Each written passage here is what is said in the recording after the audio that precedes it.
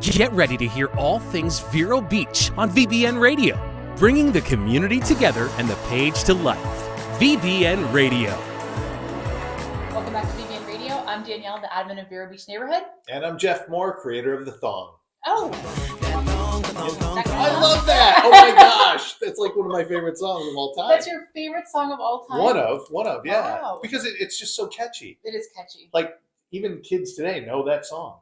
They should. If not through These radio. are classics. Yeah, like through like movies even. I feel like the thong song to us is like the Beatles to our parents. Yes. Good classification. Right. And they all look the same too. What a comparison. Yeah. It's amazing. All right. Yeah. So we have one little event that's happening this weekend that I found. The Sailfish Brewing Company in Fort Pierce is doing a book swap. It's basically like bring a book, take a book. Oh, nice. So that'll be Saturday, June 11th from 2 to 6 p.m. So it's great. The Sailfish Brewing is doing a book swap? Sailfish Brewing Company. They're having a book swap there, which is genius. Unless you have too many beers, then it doesn't matter. That's 2 to 6. It's still early enough to Okay. And if you're sick of your significant other, then bring them. You could swap them out. Hey, that's a different kind of swap. That didn't sound right. Never mind. It's terrible. Yeah, we'll nix that. Cut that out. Yeah, cut it out. Okay. So so you bring a book. Yeah. So you go through your collection. If there's books that you've read already and you're not quite sure what to do to them, with them. Or do to them. Burn it! No, you never know. Might be your choice. We love books. So we'll take the book and you can drop the book off and pick up something else that maybe you haven't read, want to read. And then anything that's left over at the end of the night, they're going to donate to the free libraries. Wow, that's cool. Yeah. I have a very rare book. I wouldn't donate it just because I'd be afraid that people would rip it. But it is, you remember Hugh Hefner? Yes. Okay. Yeah. Well, the book that he used to put out, the publication, I have one in Braille. No kidding. Really? Yeah. So when somebody that's blind has that publication in Braille and they say they really read it for the articles, they're serious. Yeah. Because there's no lines or curves. Because I always thought there might be lines or curves in there, but there isn't. It's really cool. It's really cool. Fascinating. Yeah, very cool. Speaking of events, it's not really an event, but it's more like, hey, the pool's open. Yes. Because that's what it is. The pool's open. We're talking about North County Aquatic Center is reopening. I guess they had renovations going on for like the past month. And of course, with the heat, you need the pool, right? So I guess the first time around, they had the heater, they had to replace that. Then they had to do a cleaning because they found a baby Ruth in the pool. Don't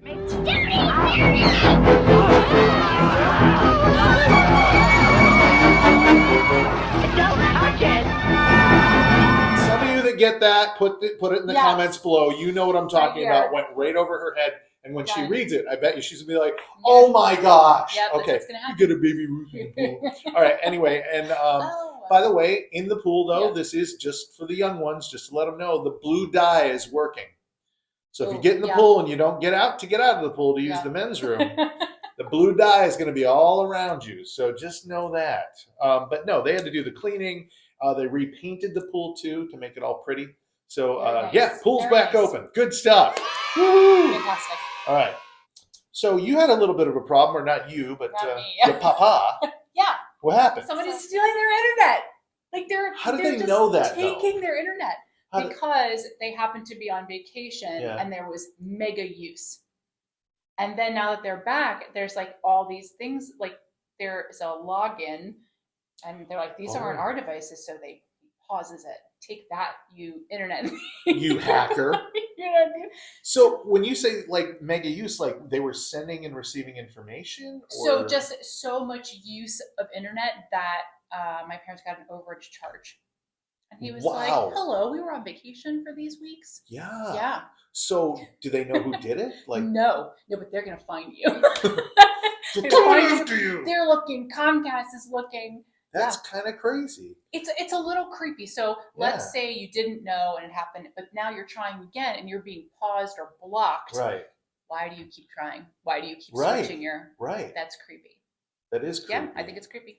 A friend of mine that works at the Pentagon said that there's not necessarily for your modem, but for your passwords. There's an easy thing that you can do to protect them. A lot of times when hackers hack into your computer, what they do is they put a key tracker in there. And the key tracker records where the website is and what keys you punched while you were on that website. So think about this for a minute. You log onto your bank, right?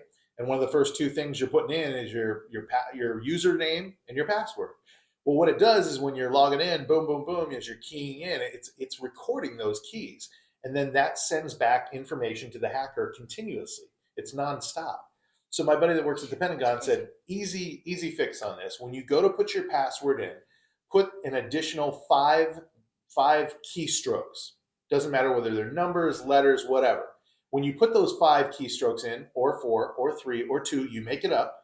Then you take your mouse and you highlight those extra keystrokes and hit backspace. So the hacker's going to see those extra 5, but when you hit backspace, it's going to show those extra 4 at the end of an already whatever your password is, and they're never going to figure it out. They can run combinations backwards, forwards, up, and all those extra characters are going to be in there. So that's a little tip for you, and it's easy to do. Of course, it doesn't work great on a phone or on an iPad, but if you're, well, no, it can work on an iPad. You can still highlight. Yeah, that's true. This is good information. So good stuff to protect yourself, and you should technically change your passwords every 6 months. So just FYI. True. Okay, so there's a gentleman in town that his name is Saber Mochaccino. He's a designer. He does handbags. He does clothing. Very talented young man. Does a lot of fundraisers. Nice stuff. Yeah. Really right? visually appealing, and you feel very fashiony. It's nice stuff. Yeah. Well, Saber, you're on top of your game, but I got news for you, pal. They're coming for you. The kids at St. Ed's, they're coming for you. Check this out. There is a plastic fusing camp. And you're like, what's that? So basically all the recyclable materials that are plastic, they take them and put them into a machine, and it puts out this material. And they can make clothing, they can make fashionable items out of it. So there's a plastic fusing camp. Try saying that 10 times fast. It's running June 13th through the 16th. They're going to be doing. And they're calling out young kids to come out and be young entrepreneurs. I love it. Make your own fashionable item from this material that's made out of recycled plastic. Very nice. And you're making basically art, and you're combining it with science, so the kids are learning something. And it's fun to do, and you never know what you'll make. You can end up being a fashion sensation like Saber, Although you could overtake Saber, and you never know. He'll be learning from you. What's his website? It's like is it mochaccino.com, something like that? Yeah, mochaccino.com. And then if you want the kids to go to the plastic fusing camp, you can go to jollyrogeradventures.org. That's where some of the information is. But it's St. Ed's was talking about it, and that's where I believe that they're putting on this camp.